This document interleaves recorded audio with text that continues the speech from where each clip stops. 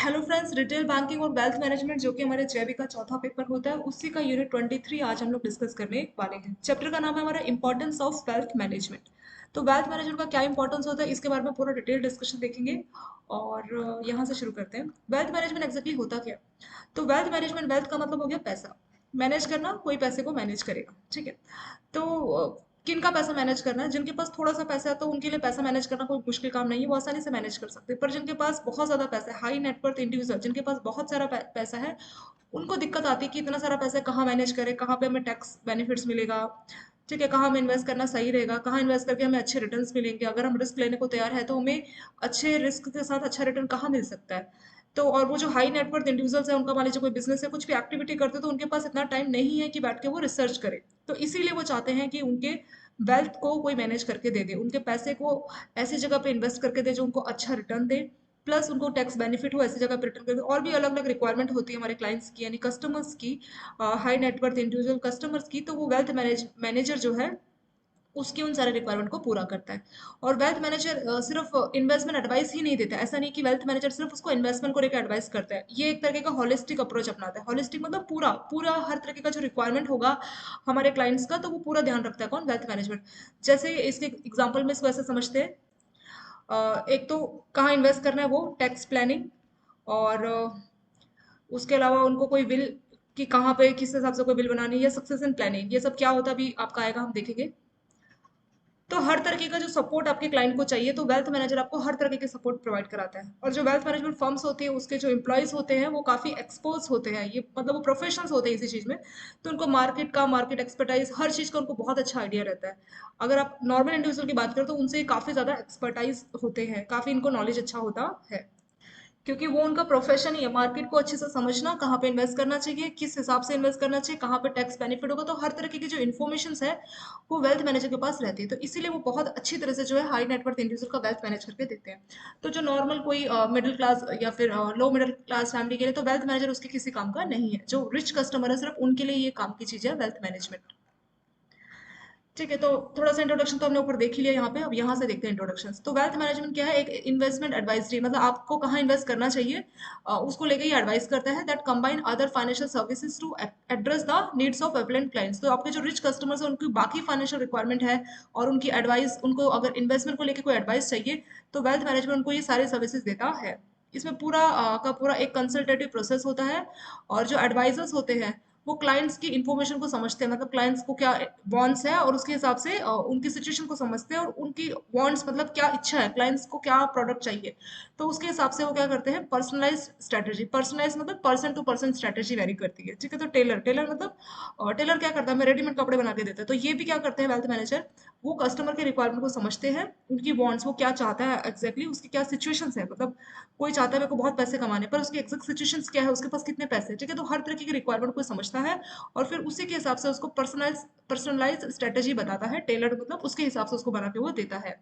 और जो है स्ट्रेटेजी दैट यूजेस, वो जो स्ट्रेटेजी बनाएगा उसमें कई सारे जो है रेंज ऑफ फाइनेंशियल प्रोडक्ट और सर्विसेज अवेलेबल होते हैं। मतलब अलग अलग फाइनेंशियल प्रोडक्ट और सर्विसेज को उसको ऑप्शंस दिखाएगा कि ये ऑप्शंस है, आपको कितना रिस्क लेना है, क्या है। तो पूरा जो है सारा इन्फॉर्मेशन जो है इसके रिगार्डिंग अपने कस्टमर यानी क्लाइंट्स को जो है देता है। और एक प्रोफेशनल अगर सर्विसेज की बात करें, तो wealth manager proper professional services देते हैं, जिसमें आपका इन्वेस्टमेंट प्लानिंग कि कहाँ पे आपको इन्वेस्ट करना चाहिए, अकाउंटिंग के रिगार्डिंग आपको एडवाइस चाहिए, टैक्स प्लानिंग कि कहाँ पे टैक्स करना, कहीं कहाँ पे इन्वेस्ट करना चाहिए कि टैक्स में हमें थोड़ा बेनिफिट मिले, स्टेट प्लानिंग या रिटायरमेंट प्लानिंग। स्टेट प्लानिंग का मतलब आपकी डेथ हो जाएगी तो आपके बाद आपकी कौन सी प्रॉपर्टी, आपकी कार या कोई भी प्रॉपर्टी किसको मिलनी चाहिए, तो पहले से उसका प्लान करना चाहिए, तो ये भी उसमें आपकी मदद करता है। रिटायरमेंट प्लानिंग, कुछ लोगों को रिटायर होना है, तो रिटायर होने के बाद वो किस तरह से अपना मैनेज करेंगे, किस हिसाब से उनकी रिटायरमेंट प्लानिंग काम करेगी। पोर्टफोलियो और फाइनेंशियल सर्विसेज मैनेजमेंट, तो ये सारी जो सर्विसेज है, ये जो है बिजनेस ओनर या कॉर्पोरेट या इंडिविजुअल्स को देता है कौन? ये हमारा वेल्थ मैनेजर, ठीक है। फॉर अ फी, मतलब बदले में आपको ये सर्विसेज दे रहा है, आपको वेल्थ को मैनेज करने का जो है सर्विसेज दिया जा रहा है, तो बदले में वो आपसे फी भी चार्ज करता है। और इसमें क्या होता है? Holistic approach. होलिस्टिक मतलब ऐसा नहीं कि सिर्फ इन्वेस्टमेंट का ही काम है, हम आपको इन्वेस्टमेंट एडवाइस देंगे, उसके अलावा मतलब होलिस्टिक मतलब पूरा सारा का सारा अप्रोच ये लेके चलता है वेल्थ मैनेजमेंट में। और अलग अलग हमारे जो कॉम्प्लेक्स नीड्स है हमारे क्लाइंट्स की, ब्रॉड रेंज ऑफ सर्विसेज, मतलब अलग अलग टाइप की जो अलग अलग रेंज की सर्विसेज है, जैसे कि इन्वेस्टमेंट एडवाइस, किसको कहाँ इन्वेस्ट करना चाहिए, स्टेट प्लानिंग, स्टेट के बारे में हमने ऊपर भी देखा था ना कि मतलब कस्टमर की डेथ होने के बाद उसका कौन सा प्रॉपर्टी किसको देना चाहिए उसके रिगार्डिंग वो पहले से प्लानिंग करता है, ठीक है। तो होगा स्टेट प्लानिंग। अकाउंटिंग के रिगार्डिंग उसको एडवाइस चाहिए, रिटायरमेंट या टैक्स सर्विसेज। तो ये सारी सर्विसेज जो है मतलब ये होलिस्टिक अप्रोच अपनाता है। अगर ये होलिस्टिक नहीं होता, सिर्फ इन्वेस्टमेंट होता, तो सिर्फ यहीं तक सीमित हो जाता है इसका काम कि कहाँ इन्वेस्ट करना चाहिए। लेकिन वेल्थ मैनेजर में इन्वेस्टमेंट भी है, प्लस और भी कई सारी सर्विसेज वेल्थ मैनेजर जो है प्रोवाइड करता है। और जो फी है, फी भी वेरी करेगा किस तरीके का कस्टमर से क्या उसकी रिक्वायरमेंट है, उसके हिसाब से जो है फी उसका वेरी करता है।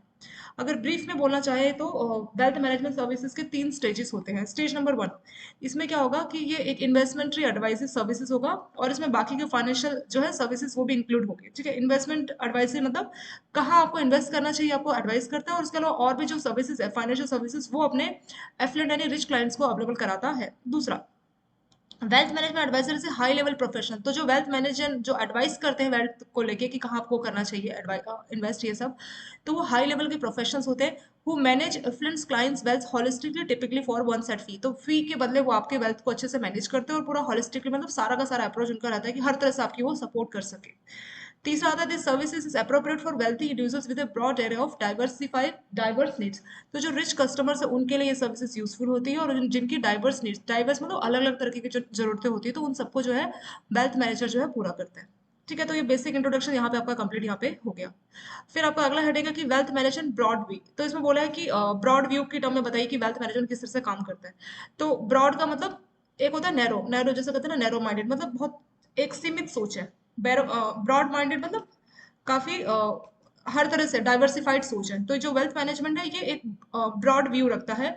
मतलब इसका काम ये नहीं है, मतलब वेल्थ मैनेजर आपकी अगर नैरो थिंकिंग होगी तो वो बोलेगा मेरा काम है सिर्फ इन्वेस्टमेंट की एडवाइस, तो मैं उसी के लिए फी चार्ज करता हूँ, मेरे से और कोई काम मत बोलना, इस तरह से आपको बोल सकता है। लेकिन अगर ब्रॉड व्यू रहेगा तो वो आपको हर तरीके का सपोर्ट देगा। आपको इन्वेस्टमेंट के रिगार्डिंग सपोर्ट चाहिए, टैक्स प्लानिंग। हाँ, ये भी हो सकता है कि जो आपका वेल्थ मैनेजर है उसको सारी इन्फॉर्मेशन नहीं पता है, तो वो क्या करेगा बाकी जो प्रोफेशंस है जैसे टैक्स के रिगार्डिंग उसको कोई डाउट है तो वो चार्टर्ड अकाउंटेंट से बात करेगा, ठीक है। या मतलब उन प्रोफेशनल से बात करेगा और आपसे बात करके आपको एक सही आंसर देगा। मतलब आपको अलग अलग प्रोफेशनल्स के पास जाने की जरूरत नहीं है अलग अलग रिक्वायरमेंट के लिए, वेल्थ मैनेजमेंट वो सारा काम आपको करके देगा। कुछ चीजें उसको मालूम होगी इन्वेस्टमेंट के रिगार्डिंग, वो सब उसको आइडिया है, ठीक है, वो कर देगा। लेकिन कुछ चीजें उसको नहीं मालूम है जैसे टैक्स प्लानिंग, सक्सेशन प्लानिंग, वो आपके लॉयर से बात करेगा, चार्टर्ड अकाउंटेंट से बात करेगा, अकाउंटेंट से बात करेगा। तो अलग अलग फील्ड में जाके वो बात करेगा, उन प्रोफेशन से नॉलेज लेके आएगा और फिर आपको एक सही और स्टिक आंसर आपको उसका देगा। तो इसीलिए इसको ब्रॉड व्यू बोलोगे, ठीक है। नैरो मतलब मेरा काम इतना है, मैं और कुछ काम नहीं करूंगा, इस तरीके का अप्रोच नहीं है। वेल्थ मैनेजमेंट का एक ब्रॉड व्यू वो आपको हर तरह से मदद करने की कोशिश करता है। It is not just investment advice rather more than. तो वही बोला कि सिर्फ ये इन्वेस्टमेंट के लिए एडवाइस नहीं बल्कि बाकी चीजों में भी सपोर्ट करता है।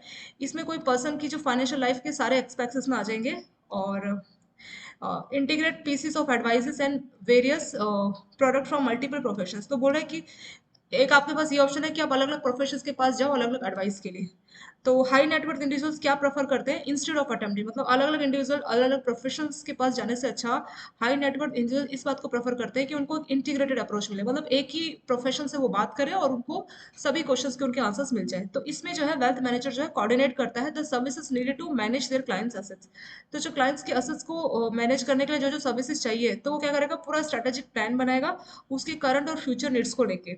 वेदर इट इज बिल्ड और ट्रस्ट सर्विसेज और business succession plan. Business succession plan क्या होता है, ट्रस्ट तो आप समझ गए ना, किसी ट्रस्ट को अपॉइंट करना जो कि आपके बिहाफ पे काम करेगा। विल जैसे कहते हैं विल जिसमें आपकी इंफॉर्मेशन रहेगी कि ये चीजें मेरी इसको मिलनी चाहिए, विल वो सब होता है। बिजनेस सक्सेशन प्लान क्या होता है कि यूजफुल पर्सन या तो रिटायर हो जाता है या उनकी डेथ हो जाती है, तो उसके बाद उस पोस्ट को उस पोजीशन को कौन संभालेगा, तो वो होता है बिजनेस सक्सेशन प्लान।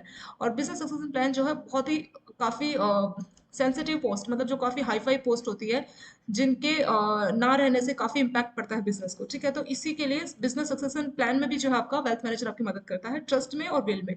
तो हर जगह जो है मतलब ये आपकी मदद करता है। तो ये एक तरीके का होल ब्रॉड या इंटीग्रेटेड अप्रोच की तरह ये जो है काम करता है। इसमें आगे बोला many wealth managers can provide services in any expects of financial field but some choose to sped. तो कुछ वेल्थ मैनेजर क्या करते हैं कि हर तरह की सर्विसेज आपको प्रोवाइड करते हैं और कुछ पर्टिकुलर एरियाज में स्पेशलाइज, मतलब वो बोलते हैं कि हमारा कुछ स्पेसिफिक एरियाज है तो उसी एरियाज में हम सर्विसेज दे सकते हैं, ठीक है। तो हर तरह से जो है ये होते हैं और ये डिपेंड करेगा कि किस तरीके का उसका क्वालिफिकेशन है, किस हिसाब से उसकी एक्सपर्टाइज है। अगर वो स्पेशल वेल्थ मैनेजर है तो उसी चीज में वो एक्सपर्ट है तो उसी के रिगार्डिंग आपको सजेशन देना चाहेगा। या कुछ का क्या होगा जनरल होगा कि मतलब हर तरह से आपकी सपोर्ट कर सकते हैं, तो अलग अलग टाइप का इसमें होगा। और in certain instances of wealth advisers में have to coordinate input from outside financial expert. तो कई सारे केसेस ऐसे हो सकते हैं कि उसको बाहर के जो फाइनेंशियल एक्सपर्ट्स हैं उनसे उसको आउटपुट या सॉरी इनपुट उसको चाहिए होगा या उनसे वो कोऑर्डिनेट करके काम करेगा।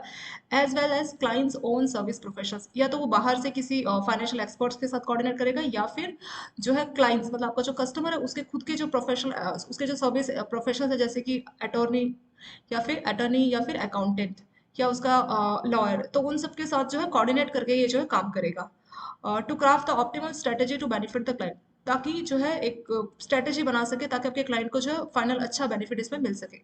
सम wealth manager also provide banking services और एडवाइस ऑन, कुछ क्या करते हैं बैंकिंग सर्विसेज देते हैं और कुछ जो है फिलेंथ्रोपिक एक्टिविटीज में भी जो है एडवाइस करते हैं। ये एक्टिविटी क्या होता है, दयालु समाज समाज सेवा के जो काम होते हैं, जैसे समाज के लिए कहीं पे अनाथालय आपने खुलवा दिया, ठीक है, जो रिच कस्टमर्स है उनको चाहते हैं कि वो अनाथालय कहीं खुला ले, इससे उनको टैक्स बेनिफिट भी मिल जाता है ना, तो इस तरह की जो है फिलेंथ्रोपिक मतलब समाज सेवा की जो है उसकी रिगार्डिंग भी जो है एडवाइस इसमें देते हैं।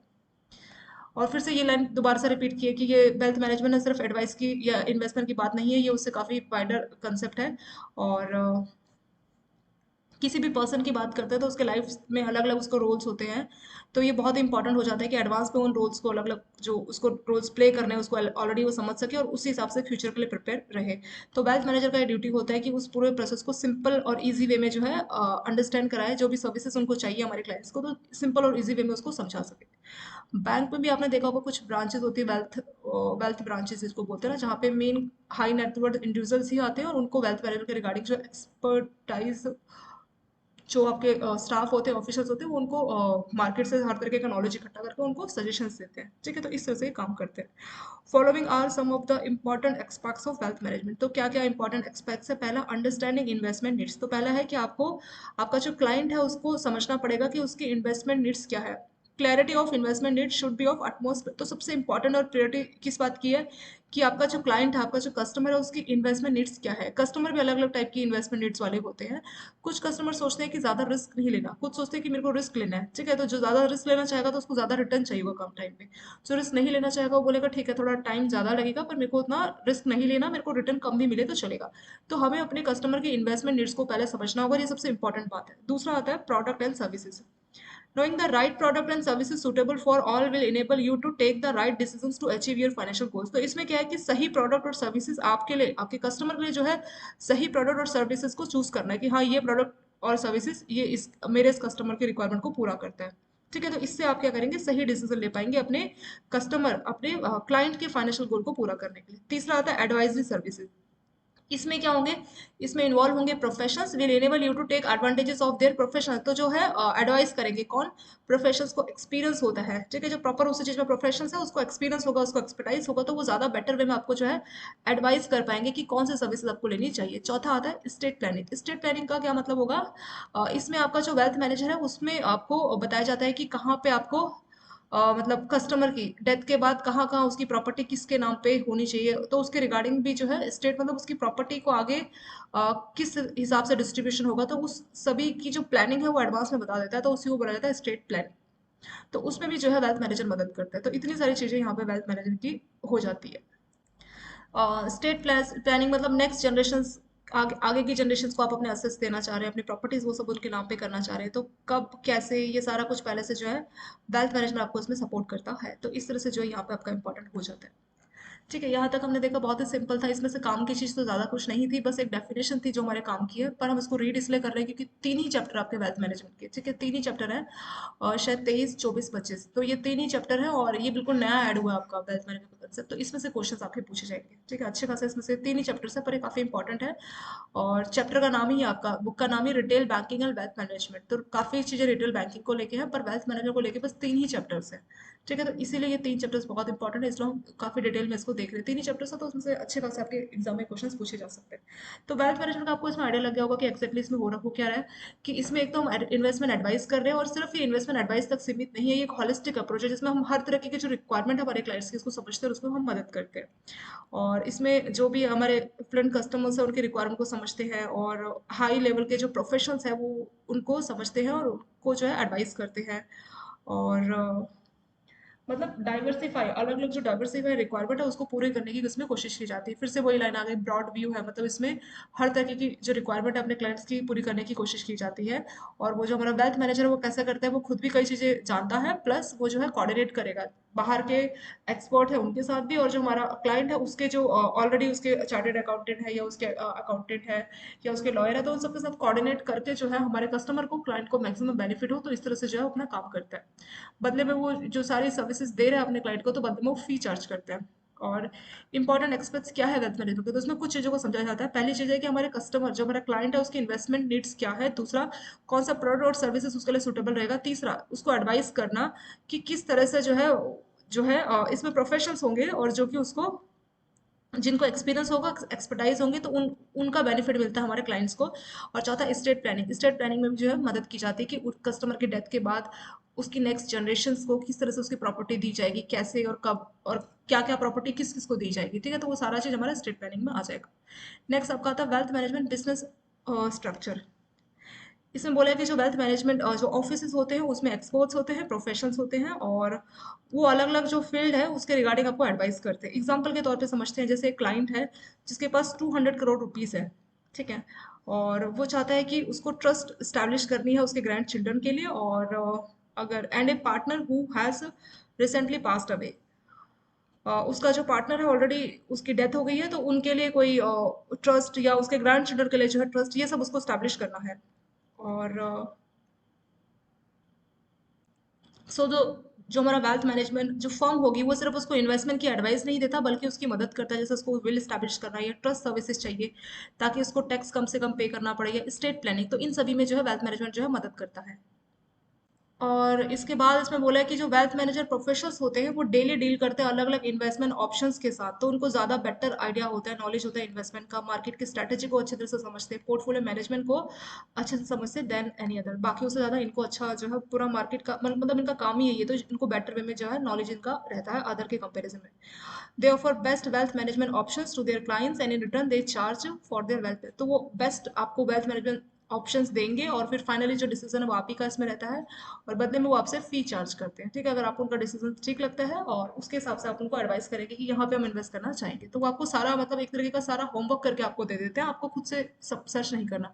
वो आपकी रिक्वायरमेंट को समझ के आपका सारा का सारा जो है काम करके देंगे, फिर आपको बताते हैं कि ये ऑप्शंस आपके लिए ठीक है, आपके हिसाब से आप इसमें से कौन सा फाइनल ऑप्शंस के साथ आप जाना चाहेंगे। तो मतलब बदले में वो आपको सारा काम करके दे रहे हैं आपकी इन्वेस्टमेंट के रिगार्डिंग। सिर्फ इन्वेस्टमेंट भी नहीं, स्टेट प्लानिंग, विल, और भी कोई आपकी रिक्वायरमेंट है, तो सभी का जो है बेस्ट आपको जो है ऑप्शंस देते हैं कि क्या आपके लिए सही है। ठीक है, बदले में आपसे फी चार्ज करते हैं। और ये शुरुआत कैसे होती है, जो वेल्थ मैनेजर है वो पहले एक प्लान बनाएगा। ठीक है, और फिर जो है उसी प्लान के हिसाब से जो है आपका जो गोल है या जो रिस्क टॉलरेंस है उस सबको समझेगा, आपकी सिचुएशंस क्या है। ठीक है, तो उसके हिसाब से आपको बताएगा कि कहाँ पे आपको इन्वेस्ट करना चाहिए। और मतलब वो हर तरीके की कस्टमर की फाइनेंशियल पिक्चर को नोट करता है, जैसे टैक्स प्लानिंग, विल या स्टेट, और and are coordinated together to protect the wealth of clients. तो एक साथ कोऑर्डिनेट होकर काम करता है ताकि कस्टमर को क्लाइंट की जो वेल्थ है उसको समझ सके। After original plan is develop the, अब स्टार्टिंग में एक प्लान आपके लिए बनाया, ठीक है, अभी प्लान डेवलप हो चुका है, तो जो मैनेजर है वेल्थ मैनेजर वो आपसे रेगुलरली बात करेगा with clients to update goals review, कि क्या क्या गोल्स है उसको अपडेट करने के लिए, उसको रिव्यू लेने के लिए, रिव्यू मतलब जो हमने प्लान्स किए वो कितना सही काम कर रहे हैं, and rebalance the financial portfolio. At the same time they may investigate whether additional services are, और साथ साथ जो है वेल्थ मैनेजर वो इन्वेस्टिगेट करेगा कि आपको किसी और सर्विस की जरूरत तो नहीं है, with the ultimate goal being to remain in client services through. तो जो अल्टीमेट गोल है वो वेल्थ मैनेजर का यही रहता है कि क्लाइंट को थ्रू आउट देयर लाइफ, उनकी होल लाइफ तक कोई सर्विसेज चाहिए, तो वेल्थ मैनेजर उनको हर तरह से जो है इसमें सपोर्ट करता है। ठीक है, ये आपका मेन यहाँ पे हो गया। वेल्थ मैनेजमेंट का जो प्रोसेस है वो किस तरह से काम करता है, ये स्टेप है। पहला step, assessing the current financial situation of client, तो पहले वो क्लाइंट को समझेगा कि उसकी फाइनेंशियल सिचुएशन कैसी है।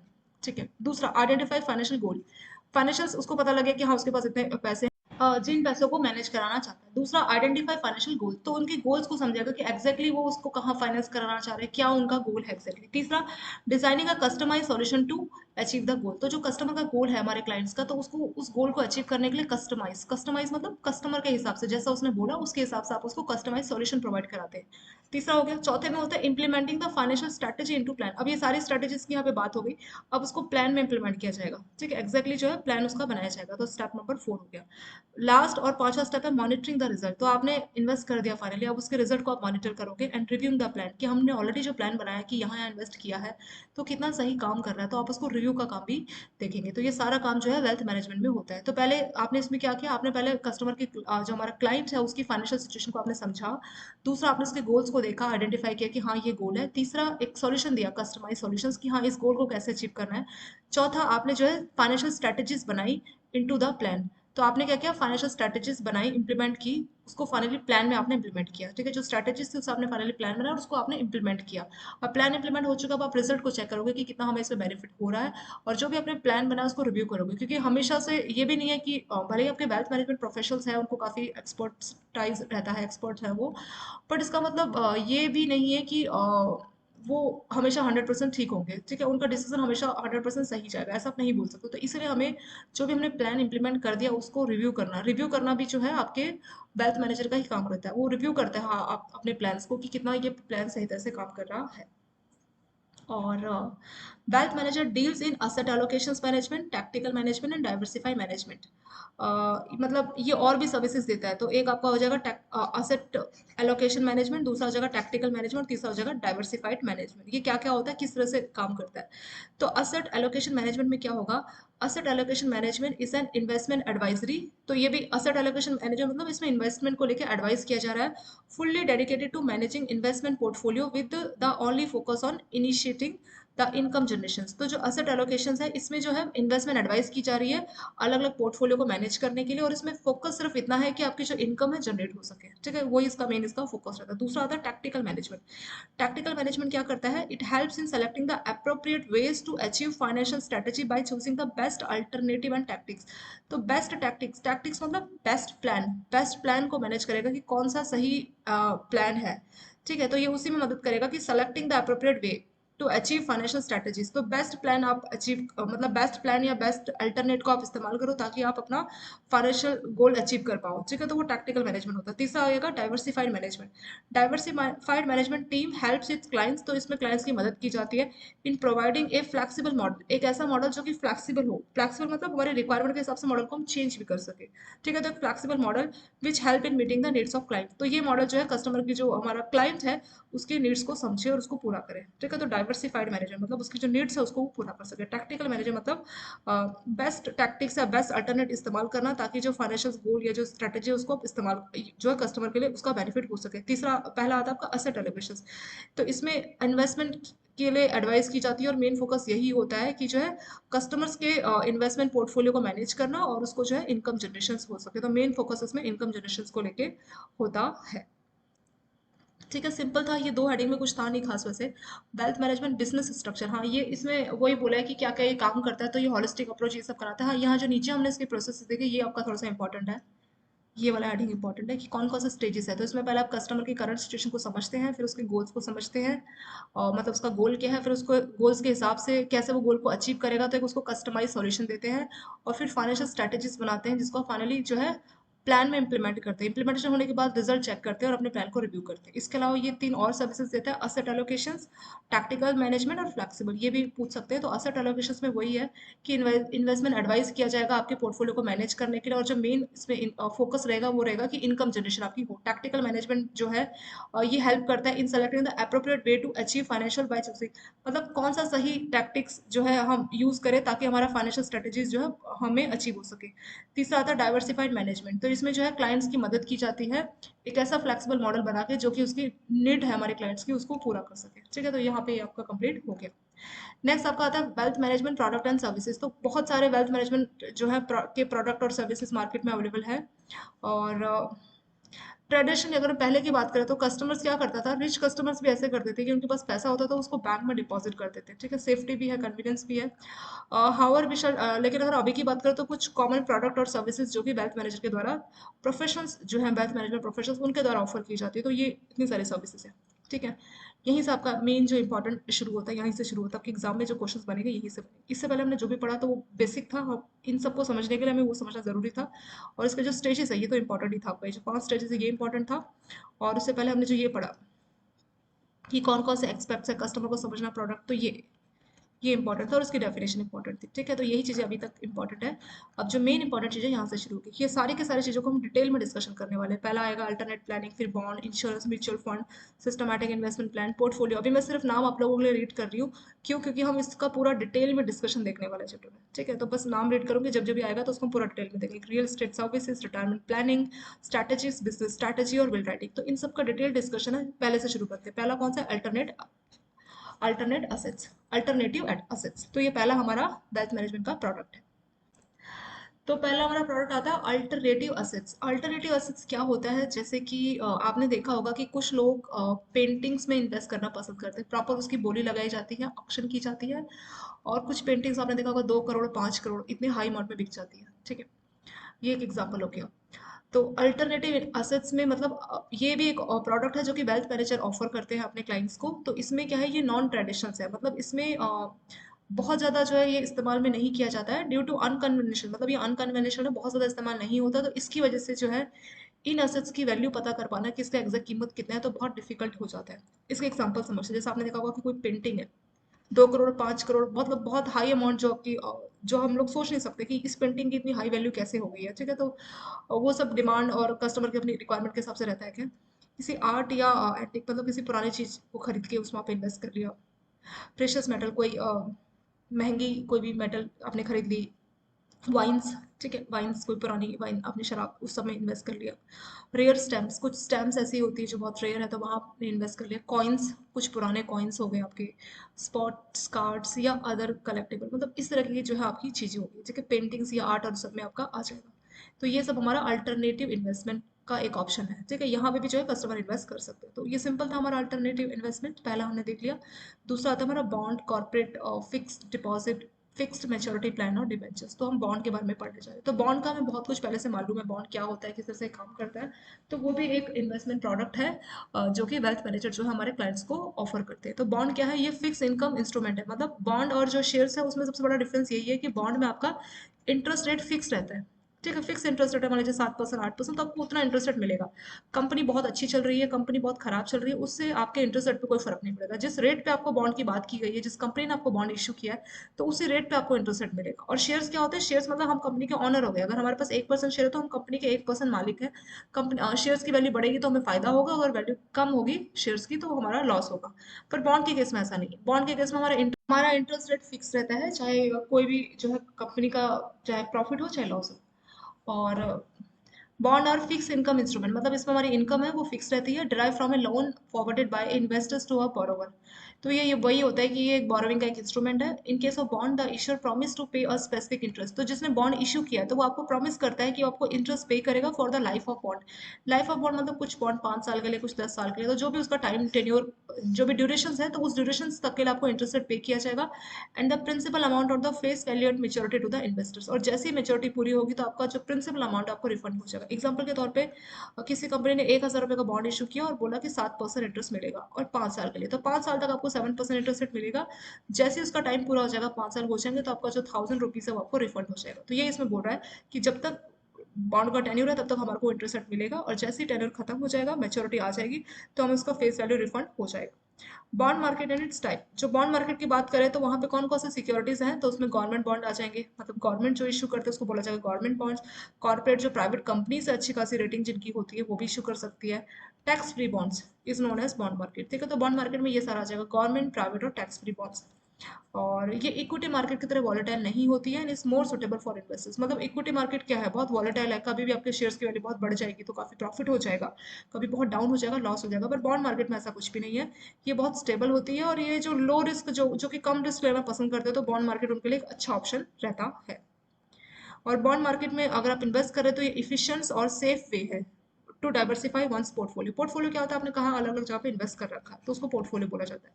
डाइवर्सिफाई मतलब एक ही जगह इन्वेस्ट नहीं करना, एक डाइवर्सिफाई करने का मतलब ऑलरेडी आपको एक और एक्स्ट्रा ऑप्शन मिल गया, ऑलरेडी आपने 4 जगह इन्वेस्ट किया, बॉन्ड में 5वां इन्वेस्टमेंट हो गया, तो वो हो गया डाइवर्सिफिकेशन, मतलब नए नए ऑप्शंस आ गए। आपके पास 4 ड्रेसेस थे, आपने एक और खरीद लिया, 2 ड्रेस ले ली, तो आपने अपने जो ड्रेसेस का कलेक्शन है उसको आपने डाइवर्सिफाई किया। तो सेम ये भी ऐसे ही काम करता है। इसका जो मेन रोल है बॉन्ड मार्केट का वो यही है कि जो गवर्नमेंट और जो बड़ी प्राइवेट एंटिटीज है उनको लॉन्ग टर्म कैपिटल मिल जाए, क्योंकि वो बॉन्ड इशू कर रही बदले में लोग उसको पैसे दे रहे हैं।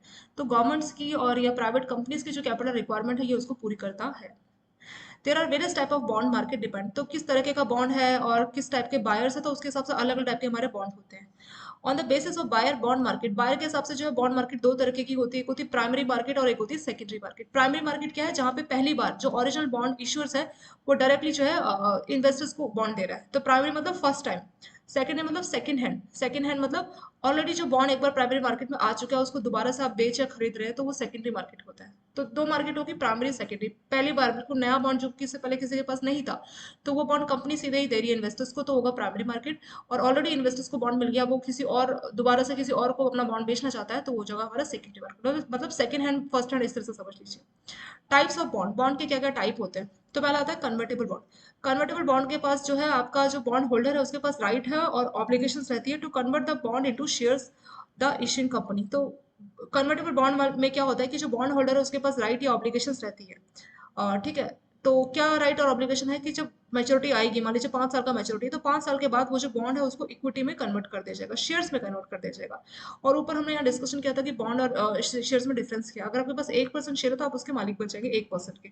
पर बॉन्ड में ऐसा नहीं, बॉन्ड एक बोरोइंग का तरीका है और एक फिक्स मैच्योरिटी है 5 साल 10 साल, तो उस मैच्योरिटी के बाद आपको जो है प्रिंसिपल रिपे करना होगा। पर शेयर्स में ऐसा नहीं है, उस कंपनी के मालिक बन गए, अब आप शेयर्स किसी और को दे रहे हो तो आप अपना जो मालिकाना जो हक है वो किसी और को दे रहे हो, ठीक है, उसको आप बेच रहे हो। पर बॉन्ड में ऐसा नहीं होता। तो कन्वर्टेबल बॉन्ड क्या है, ये जो है शेयर्स में इशू जो है कन्वर्ट हो जाएंगे एक स्पेसिफिक टाइम के बाद, और किस रेट पे कन्वर्ट होंगे वो पहले से डिटरमाइंड रहता है। कितने बॉन्ड्स और किस वैल्यू में जो है उसको शेयर्स में कन्वर्ट किया जाएगा वो पहले से, जब वो कंपनी इशू कर रही होगी बॉन्ड्स को तो तभी बता देगी कि हाँ इसको इस रेट पे शेयर्स में कन्वर्ट कर लेंगे। जो कन्वर्टेबल बॉन्ड है उसकी भी अलग अलग क्लासिफिकेशन है।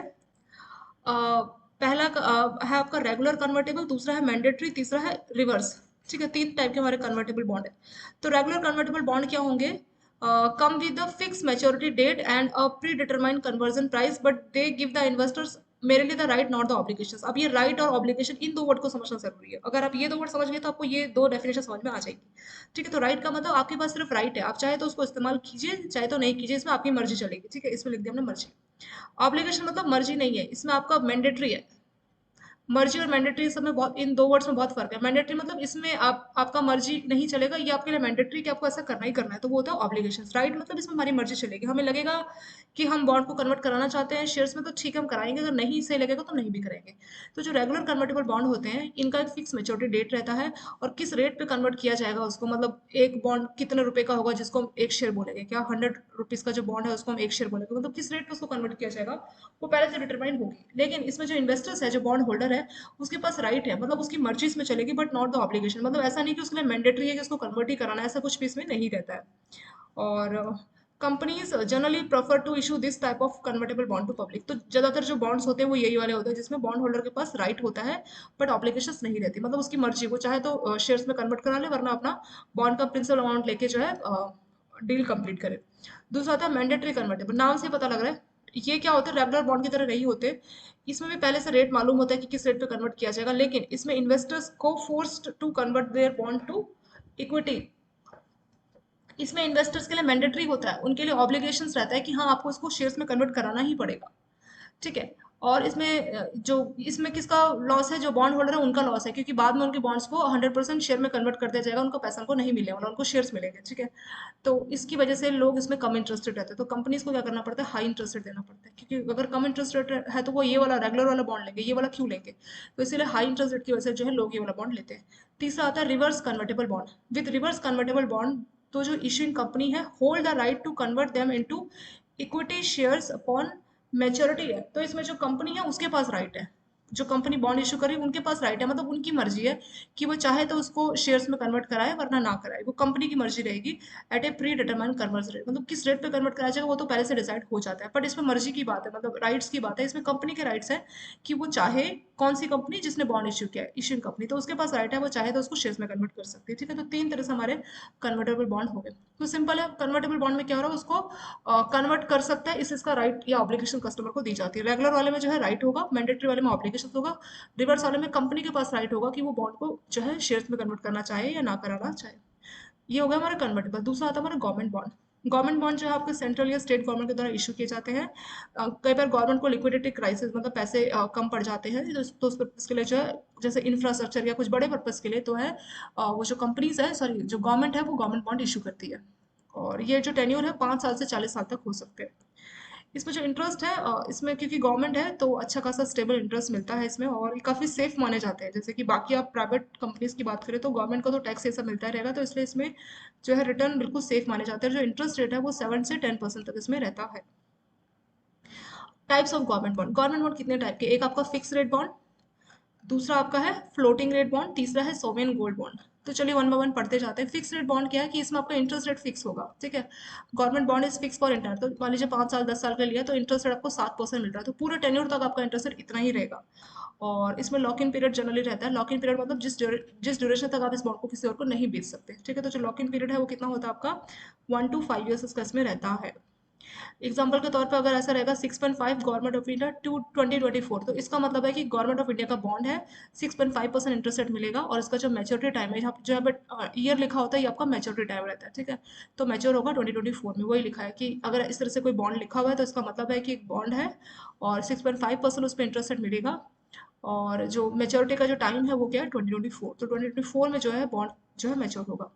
तो फिक्स इंटरेस्ट रेट वाला बॉन्ड आपने देख लिया। दूसरा आता है फ्लोटिंग रेट। फ्लोटिंग रेट नाम से पता लग रहा है कि इसमें जो इंटरेस्ट रेट है वो चेंज होता रहेगा। ठीक है, अलग अलग जो है चेंज होता रहेगा, और इसका बेनिफिट ये है कि मार्केट में इंटरेस्ट रेट बढ़ रहा है या घट रहा है तो उसका बेनिफिट आपको उसमें मिल जाता है। और अगर कई बार फ्लोटिंग रेट आपका बढ़ गया तो उसमें आपको अच्छी रिटर्न मिलेगी, तो ये दूसरा आपका फ्लोटिंग रेट बॉन्ड हो गया। तीसरा हो गया सोवियन गोल्ड बॉन्ड। तो ये जो गोल्ड बॉन्ड होते हैं इसमें आपको रियल में गोल्ड नहीं दिया जाएगा, बल्कि आप पेमेंट करते हैं बदले में आपको फिजिकल, मतलब रियल में गोल्ड नहीं दिया जाता, बदले में आपको बॉन्ड दिए जाते हैं, जिसको सोवेन गोल्ड गोल्ड बॉन्ड बोलते हैं। तो ये भी एक इन्वेस्टमेंट का तरीका है, तो एक तरीके का आप डिजिटल गोल्ड आप बोल सकते हो, डिजिटल फॉर्म ऑफ गोल्ड, और इसका एक स्पेसिफिक मेच्योरिटी रहता है, और इसमें जो इंटरेस्ट मिलेगी वो आपको टैक्स फ्री रहती है। तो गवर्नमेंट इस बॉन्ड को इसलिए लेके आई क्योंकि गोल्ड को हम बहुत ज़्यादा इंपोर्ट कर रहे हैं। इंडिया जो मार्केट की बात करें तो लोग जो है गोल्ड को दो पर्पज़ के लिए खरीदते हैं। जो दो पर्पस है उसमें से पहला पर्पस है शादी में लोगों को गोल्ड ये सब चाहिए होता है, दूसरा कुछ लोग इन्वेस्टमेंट के लिए भी लेते हैं। तो सरकार ने सोचा कि जब इन्वेस्टमेंट के लिए उनको गोल्ड लेना है तो वो लोग घरों में गोल्ड रखे, बेटर है गोल्ड बॉन्ड ले। तो गोल्ड बॉन्ड के दो तीन फायदे हैं। पहला, उसका चोरी होने का डर नहीं है। जैसे आप गोल्ड घर पे रखते हो तो आपका रिस्क है, पर गोल्ड बॉन्ड में वो आपके नाम पे, वो आप ही के अकाउंट में आपको मिलेंगे, तो इसमें चोरी होने का खतरा नहीं है। और जो सरकार को इतना ज्यादा गोल्ड इंपोर्ट करना पड़ रहा था तो सरकार के लिए भी जो है वो इंपोर्ट का खर्चा बच गया, तो इसीलिए ये काफी बेनिफिट है। इसमें आपको जो इंटरेस्ट मिलता है उस पर आपको टैक्स भी नहीं पे करना पड़ता, और इसमें जो प्योरिटी लेवल है वो 99% तक का इसमें रहता है। जो लिक्विडिटी की बात करें, मतलब इसको आप कब तक बेच सकते हो, तो वो 5 साल तक का इसमें रहता है। Inflation index bond. तो इन्फ्लेशन इंडेक्स बॉन्ड क्या होंगे, इसमें जो प्रिंसिपल और जो इंटरेस्ट आपको मिलता है किसी बॉन्ड पे, तो in accordance with the inflation, तो इन्फ्लेशन के हिसाब से अगर महंगाई बढ़ेगी तो ये बॉन्ड में अच्छा रिटर्न मिलेगा, तो उसके हिसाब से जो ये बॉन्ड इशू किए जाते हैं। नेक्स्ट आपका आता है 7.75 government of India saving bond. तो इसको जो है 2018 में लॉन्च किया गया था in order to replace the 8% saving bond. तो पहले का जो था 8% इंटरेस्ट रेट देता था, तो उसको रिप्लेस करके 7.75 वाला जो बॉन्ड लेके आए। तो इसमें जो एप्लीकेबल इंटरेस्ट रेट है वो कितना होगा, 7.75% इसमें रहेगा। और ये उस इंडिविजुअल के लिए जो एनआरआई नहीं है या माइनर नहीं है, तो वो जो है, या फिर हिंदू अनडिवाइडेड फैमिली का नहीं है, तो वो इस बॉन्ड को ले सकता है।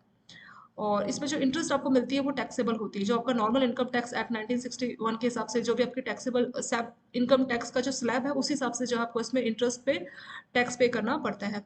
मिनिमम अमाउंट इस बॉन्ड का होता है 1000, और मैक्सिमम कितना होता है, उसके मतलब मल्टीपल्स में ही जाता है, 1000 उसके मल्टीपल में ये जाता है। एक है bonds with call and put option. Call होता है राइट टू बाय, पुट होता है राइट टू सेल। तो जो इश्यूर्स है वो बॉन्ड को इशू करते हैं to buy back such bond by call options. तो जो इश्यूर्स है उनके पास ऑप्शंस है कि वो उस बॉन्ड को वापस खरीद सकते हैं। कॉल मतलब राइट टू बाय, पुट मतलब राइट टू सेल्स। तो जो इन्वेस्टर्स है उसके पास राइट है कि वो उस बॉन्ड को जो है इस रेट पे जो है कस्टमर को सेल करेंगे। तो कॉल ऑप्शन और पुट ऑप्शन वाले बॉन्ड भी जो मार्केट में आपको मिलते हैं। जीरो कूपन बॉन्ड जिसमें इंटरेस्ट रेट कुछ भी नहीं रहता, जीरो रहता है। और इसमें जो जब इंटरेस्ट रेट जीरो है तो फिर फायदा क्या हुआ? तो फायदा ये हुआ कि मान लीजिए एक बॉन्ड की कीमत है 1,000 रुपये, तो जब आपने बॉन्ड को खरीदा तो आपसे 1,000 रुपये नहीं, सिर्फ 900 रुपये ले जाएंगे। और जैसे ही मान लीजिए उसका मैच्योरिटी आएगा तो आपको पूरे 1,000 रुपये दे दिए जाएंगे। यानी ये जो उसका फेस वैल्यू है, जो उसका एग्जैक्ट वैल्यू है बॉन्ड का, तो उसको डिस्काउंट करके, जैसे 1,000 का बॉन्ड है 900 में आपको बेच दिया जाएगा, तो फेस वैल्यू पर डिस्काउंट करके ये बॉन्ड हमें दिया जाता है। और जब उसका मैच्योरिटी टाइम आएगा तो हमारे को पेमेंट जो है फेस वैल्यू पे मिलती है। तो जो दोनों का डिफरेंस है, मतलब 900 में हमने बॉन्ड खरीदा और जब मैच्योरिटी आई तो हमें 1,000 रुपये मिले, तो जो 100 रुपीज का डिफरेंस है वो क्या हमारा इसमें प्रॉफिट है। तो इस तरह से जो है जीरो कूपन बॉन्ड काम करते हैं, जिसमें कोई भी इंटरेस्ट नहीं रहता है। लेकिन जो इन्वेस्टर्स उनको रिटर्न किस तरह से मिलेगा? Difference in issuance price and redemption value, मतलब जिस रेट पे इशू किया, 900 में इशू किया, रिडिम्पशन प्राइस क्या, 1,000 रुपये पूरे मिल गए, तो इनका जो डिफरेंस है वही हमारे इसमें प्रॉफिट रहता है। नेक्स्ट आपका आता है म्युनिसिपल बॉन्ड। ठीक है, ये गवर्नमेंट बॉन्ड में इतना ही था। तो म्युनिसिपल बॉन्ड क्या होते हैं? म्युनिसिपल बॉन्ड जो है ये इशू किया जाता है on behalf of municipal corporation या जो बॉडीज एसोसिएट रहती है इस पर्पज के लिए, तो उनके लिए जो है म्युनिसिपल बॉन्ड इशू किया जाता है। तो म्युनिसिपल कॉर्पोरेशन के जो है बॉन्ड इसमें इशू किए जाते हैं with a maturity period that amount to 3 years. तो 3 साल तक का जो है इसमें मैच्योरिटी पीरियड रहता है। म्युनिसिपल बॉन्ड के भी टाइप है, एक है जनरल ऑब्लिगेशन, दूसरा है रिवेन्यू बॉन्ड। तो जनरल ऑब्लिगेशन और रिवेन्यू बॉन्ड क्या होते हैं? तो इसमें जो है बॉन्ड इशू किए जा रहे हैं for general finance for various project. तो अलग अलग प्रोजेक्ट चल रहे हैं तो उनको फाइनेंस करने के लिए ये बॉन्ड इशू किए जाते हैं। And there for their repayment, तो जो बॉन्ड की रिपेमेंट आएगी, जो इंटरेस्ट और प्रिंसिपल जो मिलेगा, are made from the general revenue of the municipal. मतलब जनरल रेवेन्यू मतलब अलग अलग प्रोजेक्ट चल रहे हैं, वहां से जो रेवेन्यू होगा तो उससे जो है रिपेमेंट की जाएगी। दूसरा आएगा रिवेन्यू बॉन्ड।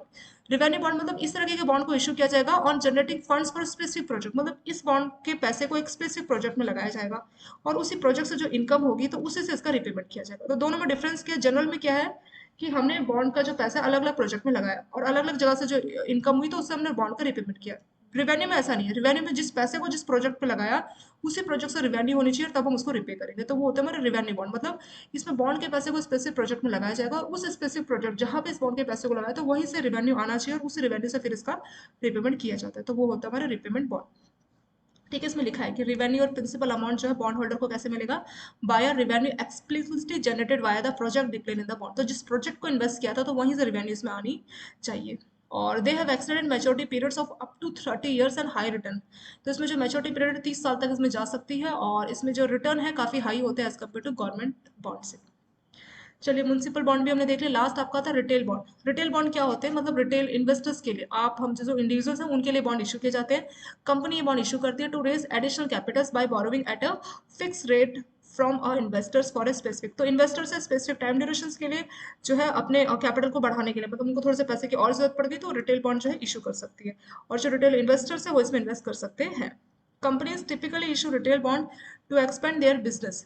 कोई कंपनी अपने बिजनेस को एक्सपेंड करना चाह रही है, पे ऑफ डेब्ट्स, कोई ऑलरेडी उनका लोन है उसको पे करना चाह रही है, and fund a specific project, किसी स्पेसिफिक प्रोजेक्ट को फंडिंग करना चाह रही है, तो वो जो है रिटेल बॉन्ड इशू कर सकती है। Retail bonds are typically listed and can be bought and sold during regular market hours allowing investors more. तो मतलब ये लिस्ट भी किए जाते हैं और जो इन्वेस्टर्स है उनके पास ऑप्शन है कि जो भी आपके मार्केट आवर्स है उसमें आप उसको कभी भी बेच या खरीद सकते हैं, क्योंकि लिस्टेड है तो इसमें फ्लेक्सिबिलिटी रहती है, मतलब कभी भी आप खरीद के बेच के जा सकते हैं।